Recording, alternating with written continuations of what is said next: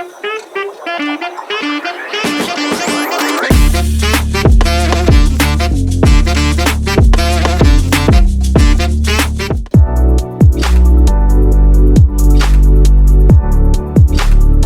to this video. Today we will explore what pagination is in SEO, why it is used, and how it can impact your website's search performance. Pagination is an important concept for sites with lots of content spread over multiple pages. Pagination is the process of dividing long lists of content into multiple pages, each connected with navigation links such as next, previous, or page numbers. This is common in blogs, e-commerce sites, and forums. Websites use pagination to make browsing easier for users, reduce page load times, and organize content in a way that is manageable for both visitors and search engines. In SEO, pagination helps search engines understand that different pages are a part of a connected series. This is usually handled through internal linking and sometimes through special tags to indicate the relationship between paginated pages. Improper pagination can cause SEO problems like duplicate content, diluted ranking signals, or search engine missing deeper pages.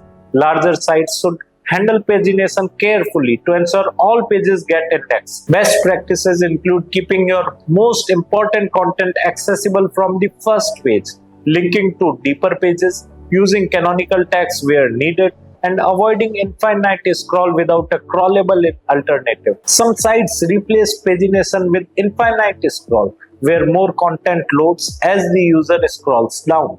While good for user experience, infinite scroll must have an SEO-friendly fallback with crawlable links. You can check if your pagination is SEO-friendly using tools like Google Search Console, Screaming Frog, SEO Spider, and site crawlers to see how search engine views your paginated pages.